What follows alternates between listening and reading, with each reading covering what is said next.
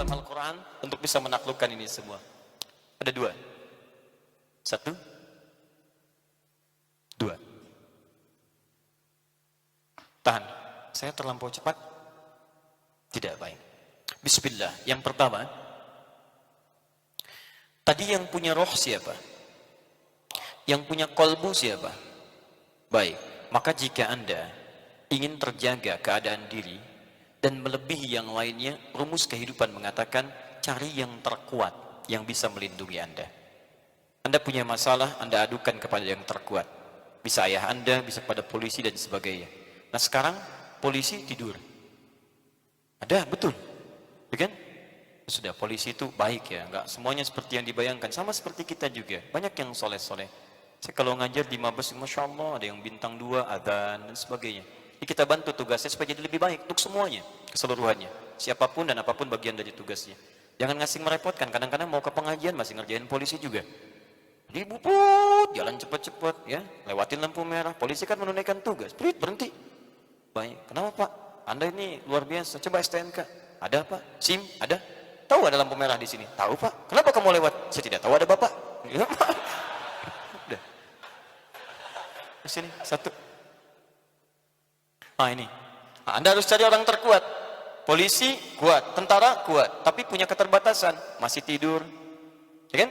Sedangkan setan, mohon maaf, dalam tidur pun dia mengganggu. Tapi dia ngantuk. Ya, karena itu dia gantian.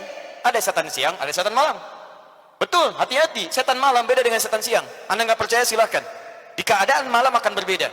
Makanya ketika Anda ibadah di malam hari, kehusyuannya tingkat tinggi. Quran surah 73 ayat ke-6. Inna nasyi'atal laili hiya asyaddu wat'an wa aqwa muqila. Jadi begitu Anda bicara, berdoa, istighfar, itu sentuhan ke jiwa tinggi, bisa tobat Anda. Setan nggak mau kerja keras, dia lulu lantak seketika. Makanya pangkat setan malam lebih tinggi daripada pangkat setan siang. Begitu dia naik malam, dia goda supaya nggak bangun. Sebab kalau istighfar, selesai kerja keras dia. Coba bisa bayangkan nggak? Anda sholat siang 4 rakaat lewat teman-teman tempat yang biasa Anda kunjungi. Maaf ya, di rumah ada meja makan, kamar mandi biasa. Ke masjid jalan lancar siang. Begitu malam, baru bangun sudah berat. Cek silakan. Begitu Anda bangun lagi, siap keluar, sudah ada bunyi sedikit yang terbayang di mata sudah lain, di kepala sudah beda. Hati-hati. Awas, ada malampir pakai konde. Bisa ya? Sebelah sana bajunya putih. Cek dan sebagainya. Ada beda. Makanya yang harus Anda lakukan, Anda harus berlindung kepada yang Maha Kuat yang tidak mengantuk apalagi tidur. Maka turunlah ayat di sini untuk menaklukkan itu semua. Quran surah kedua ayat 255, paling kiri pertengahan. Allahu la ilaha illa huwal hayyul la ta'khudhuhu sinatun wala naum. Maka cara pertama, Anda harus membangun kedekatan dengan Allah Subhanahu wa taala. Kalau hati Anda ingin dijaga, dijauhkan dari pengaruh nafsu, maka bangun kedekatan dengan pemilik qalbu. Bangun kekuatan, bangun hubungan terbaik. Apa diantaranya? Lihat baik-baik. Sumber kebaikan di qalbu tadi apa namanya? Takwa. Kalau Anda lihat 115 kali disebutkan kalimat takwa, di antara bentuknya ada 2 jenis klasifikasi takwa di Quran. Pertama, hubungan dengan Allah disebut dengan hablum minallah, al-bu'dur rabbani. Kedua, hubungan dengan manusia, al-bu'dul insani. Ketika Allah menyebutkan kalimat takwa pertama di Quran, itu yang disebutkan adalah kalimat ibadah, membangun hubungan dengan Allah dalam bentuk ritual. Contoh, Quran surah 2 ayat 2 sampai 5. Dzalikal kitabu la raiba fi hudal lil muttaqin. Siapa orang takwa di situ? Lihat, kalau Anda ingin menutup yang nafsu, Anda masih naikkan takwanya kan? Bagaimana cara menaikkannya? Diinformasikan oleh Allah. Dzalikal kitabu la raiba fi hudal lil muttaqin. Siapa orang takwa itu? Lanjutkan ayat ketiganya. Alladzina yu'minuna bil ghaib wa yuqimunas shalah. Salat disampaikan di situ. Cara membangun hubungan dengan Allah, salat. Begitu Anda salat, Anda tingkatkan apa tujuan salat? Membentuk karakteristik takwa. Begitu takwa meningkat, ini ditutup oleh Allah Subhanahu wa taala. Hubungan Anda dengan Allah baik, maka yang buruk-buruk akan ditepikan oleh Allah Subhanahu wa taala. Makanya disebut ibadahnya dengan salat. Tulisannya begini, salatun, ini yang tunggal. Dari kata silah, seakar dengan kata silah. Dari kata wasala yasilu silatan, silah. Hubungan erat yang sulit dipisahkan. Silaturahim, Anda kumpul, Anda beri namakan silaturahim. Kenapa Anda kumpul? Untuk membangun hubungan yang erat yang sulit dipisahkan. Kapan hubungannya? Bukan saat kumpul. Kalau Anda kumpul-kumpul nanya, wajar orangnya ada di depan Anda. Yang dimaksud silaturahim itu kalau sudah pecah, kalau sudah menyebar ke sana kemari, Anda masih ingat dengan pertemuan itu. Anda doakan teman Anda, dalam sujud Anda mohonkan kebaikan, Anda tunjukkan hidayah bagi akhwat yang belum berhijab, bagi teman yang belum mau ke masjid, doakan, itu yang disebut dengan silah. Ketika hubungannya kuat dengan makhluk disebut dengan silah. Menata hubungan baik dengan Allah supaya kuat dan bersanding dengan ketetapan Allah dimanapun berada, itu disebut dengan salat namanya. Salatun, ibadah yang melatih Anda terhubung dengan Allah. Makanya kalau berhasil, bukan cuma di masjid ingat Allah. Anda keluar masjid ingat Allah. Tahu diawasi, tahu dilihat karena punya hubungan. Mustahil orang yang punya hubungan dengan Allah, mohon maaf ya, bisa mengerjakan sesuatu yang tidak Allah sukai. Kalau Anda keluar dari sini, ingat Allah, Allah suka yang keluar kiri, bukan kanan. Maka ketika Anda langkahkan kanan, akan tarik lagi. Anda punya hubungan yang kuat, Anda akan keluarkan kiri. Mustahil Anda keluar, teman-teman sekalian, menggunakan sandal kawan Anda. Mustahil. Karena ketika Anda akan gunakan kaki itu untuk mengukur kaki Anda, menggunakan alas kaki yang bukan punya Anda punya hubungan dengan Allah. Itu bukan punya kamu. Palingkan. Maka Allah akan bimbing kaki Anda untuk memalingkan pada sandal yang lainnya. Sama Anda di pekerjaan begitu. Kalau hubungan Anda dengan Allah, duduk dalam keadaan baik, teman-teman sekalian. Begitu Anda duduk, Anda gerakan pena, mustahil tangan Anda, maaf ya, tangan orang tahiyat tidak akan pernah mengerjakan maksiat. Anda nggak akan pernah tanda tangan proyek yang tidak jelas. Karena Anda sedang terhubung dengan Allah Subhanahu wa Ta'ala. Pak, maaf Pak, ada proyek nih Pak, lumayan buat Bapak 500 juta. Maaf, tangan orang sholat tidak akan pernah digerakkan pada maksiat. Kalau gitu kami tambah Pak 5 miliar. Sebentar, saya istikharah dulu ya. Habis. Langsung. Tolak. Makanya dalam hal ini, lihat apa kaitannya dengan tadi, dengan hati, dengan qalbun tadi. Lihat sini. Salat dalam Quran, begitu Anda kerjakan, hal pertama yang Allah berikan adalah menghentikan kerja kerasnya nafsu. Quran surah ke-29 ayat ke-45. Kita hafal ayatnya insyaallah. Utlu ma uhya ilaika minal kitab wa aqimis shalah. Innas salata tanha 'anil fahsya'i wal munkar. Fahsya dan munkar itu pekerjaan nafsu. Karena nafsu tidak punya yang ketiga. Kalau bukan fahsya itu munkar. Kata-kata jorok, pandangan kotor, pornografi, porno aksi itu fahsya. Mustahil ada orang sholat kata-katanya jorok. Mustahil ada yang suka mencela. Anda kalau ahli sholat mustahil mencela pada sesuatu yang tidak baik. Mustahil, yang tidak Allah ridhai. Jadi kalau ada orang habis sholat mencela orang lain, itu menandakan yang tidak sempurna dalam sholatnya. Mustahil ahli sholat mengerjakan yang mungkar, berdusta, berselisih, mencuri, korupsi. Jadi kalau ada orang punya kedudukan, sholat masih korupsi, ada yang salah dalam sholatnya. Mustahil. Ini tekan. Begitu ini selesai, yang paling indah. Lihat teman-teman, sholat disebut oleh Quran dengan zikir. Quran surah ke-20 ayat ke-14. Innani anallahu la ilaha illa ana fa'budni wa aqimis salata lidzikri. Saya Allah, kata Allah. Tidak ada Tuhan selain saya. Sembah saya. Bagaimana cara menyembah Allah? Wa aqimis salat.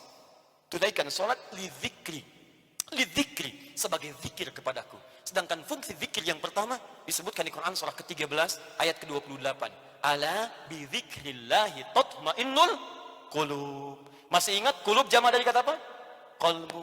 Jadi kalau salat Anda benar, hati Anda tenang. Jadi hati yang tenang, dia bisa mengendalikan nafsu dalam kehidupannya. Sehingga muncul yang baik-baik di sini. Jadi kalau teman-teman sudah salat 5 kali dalam sehari, tambah dengan sunnahnya, hatinya belum tenang, pasti ada yang kurang tepat dalam salatnya. Karena jangankan salat, tempat salat saja disebut oleh Quran tempat yang menenangkan. Quran surah 2 ayat 125. Wa idh ja'alna al-baita mathabatan lin-nasi wa amna. Dan ingatlah ketika kami tetapkan al-bait Ka'bah itu di sekitar Masjidil Haram. Begitu Anda ke situ kata Allah, Anda punya masalah apapun, segelisah apapun di depan Ka'bah, tenang jiwa Anda. Dan hebatnya lingkarannya disebut dengan masjid. Masjid pun punya aura yang mirip-mirip sama. Gak percaya silahkan. Anda dari rumah datang ke masjid, begitu dibuka pintu masjid, melangkah ada ketenangan tersendiri. Ada lain teman-teman. Makanya saya beri saran sedikit ya. Ikuti pola sahabat dulu. Itu mereka apapun pekerjaannya, ada pengusaha, ada pedagang macam-macam. Itu kalau selesai bekerja, itu nggak langsung ke rumah Pak, teman-teman. Mereka mampir ke masjid. Begitu keluar dari masjid, yang dibawa itu aura masjid. Dia nyampe rumah itu bukan aura pekerjaan.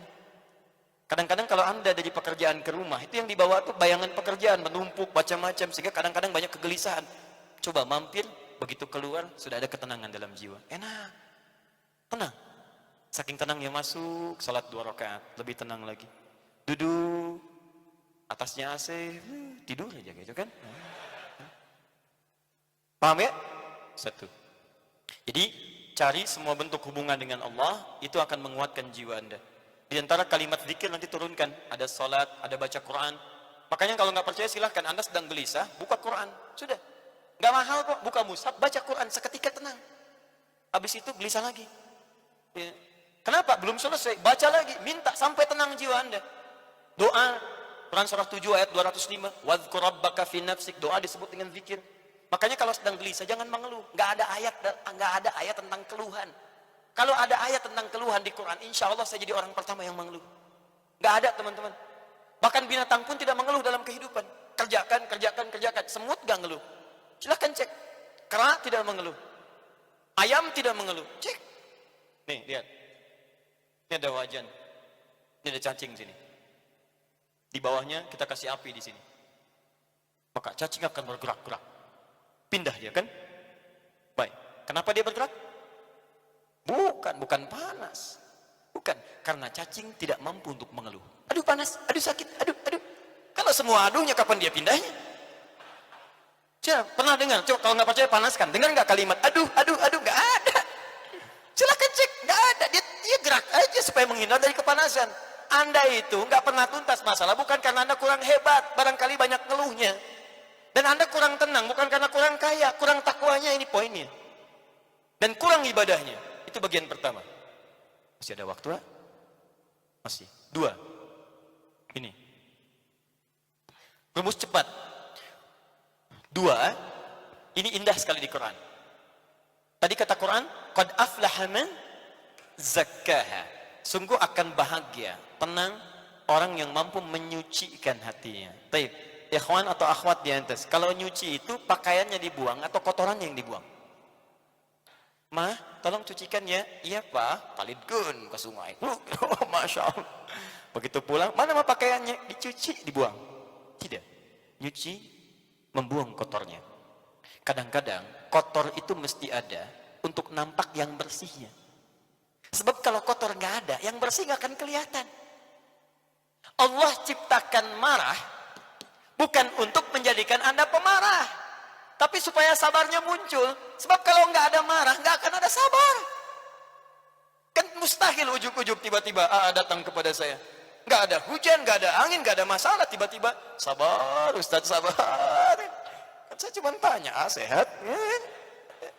Karena mustahil teman-teman. Mustahil ada kejujuran kalau tidak diciptakan lawannya dusta. Kalau nggak ada dusta, bagaimana bisa mengukur jujur? Jadi caranya bagaimana kata Quran? Ketika Anda mendapati semua ini dalam kehidupan, tidak diciptakan ini kecuali untuk diketahui lawannya.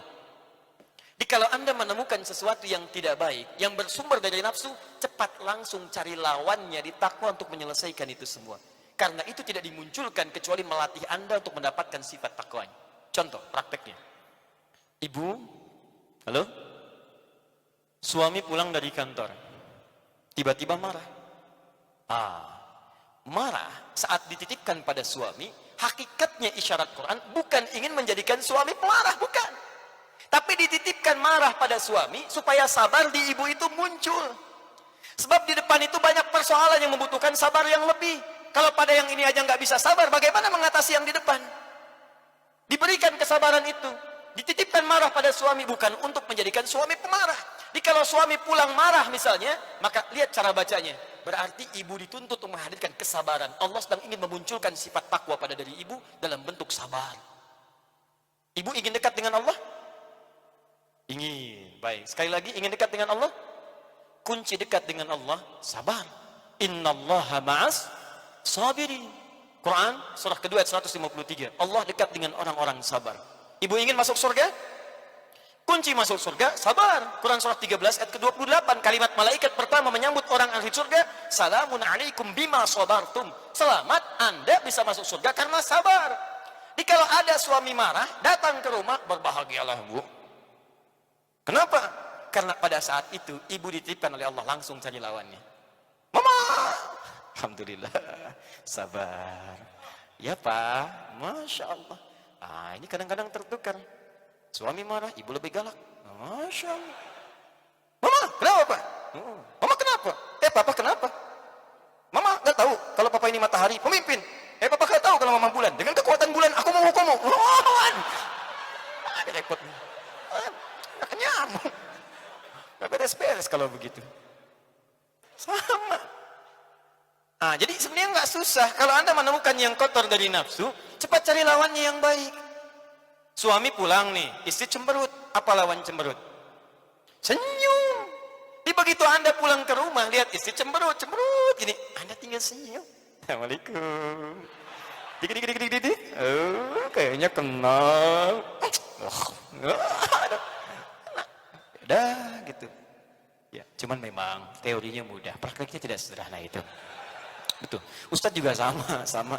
Makanya jarang ada ustadz ceramah bawa istrinya, jarang itu. Jarang sekali. Ini live ya. Kita selesaikan di rumah. Jadi dua saja itu. Pertama, bangun hubungan dengan Allah, zikir. Makanya Anda kalau temukan kalimat-kalimat ibadah itu semuanya takwa ujungnya. Nanti sebentar lagi puasa. Apa tujuan puasa? Takwa. Quran surah 2 ayat 183, paling kiri sebelah atas. Ya ayyuhalladzina amanu kutiba alaikumus kama kutiba alal ladzina min qablikum la'allakum takwa. Anda mau haji, takwa bekalnya. Quran surah 2 ayat 197, paling kanan sebelah atas. Al-hajju asyhurun ma'lumat, faman farada fihinna al-hajja fala rafatha wala fusuqa wala jidala fil hajj. Wa ma taf'alu min khairi ya'lamhu Allah. Wa tazawwadu fa inna khairaz zadi taqwa. Mau haji, takwa muaranya. Mau puasa, takwa. Salat, takwa. Infak, sedekah, takwa. Semua takwa. Ini ternyata tujuan ibadah itu ketika Allah bebankan pada kita bukan untuk menjadi beban dalam kehidupan, tapi ingin membuat Anda bahagia. Karena takwanya muncul. Makanya selesai sholat, selesai infak, selesai baca Quran, ditutup ayatnya. Quran surah 2 ayat ke-5. Lihat. Ulaika ala hudam min rabbihim wa ulaika humul muflihun. Qad aflaha man zakkaha wa ulaika humul muflihun. Bahagialah mereka semua. Di ketika Allah minta kita sholat, Allah minta kita bahagia. Aneh kalau ada orang diminta bahagia, nggak mau bahagia, itu orang aneh. Makanya ketika Anda dipanggil sholat, hayya ala sholat, Anda tanya, kenapa kami sholat ya Allah? Dijawab, hayya ala falah. Ayo saya kasih bahagia. Yang belum bahagia datang ke sini. Anda orang kaya, Anda orang hebat, belum bahagia. Cek, bukan karena Anda kurang hebat dan kaya, Anda kurang takwa. Karena ketika Anda takwa, masalah Anda selesai.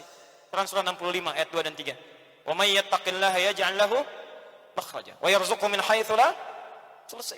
Quran surah 2 ayat 189. Wattaqullaha la'allakum tuflihun. Anda takwa, ini nafsu turun. Begitu turun, maksiat hilang. Begitu hilang, dosa diampuni. Turun Quran surah ke-8 ayat ke-29. Jelas kalimatnya. Wa may yattaqillaha yukaffir anhu sayyiati. Siapa yang meningkatkan takwanya, maka keburukannya kami akan hilangkan. Hapus. Lihat contohnya. Anda berbuat maksiat, naktas sauda, seperti tinta begini. Anda kerjakan kebaikan, hapus.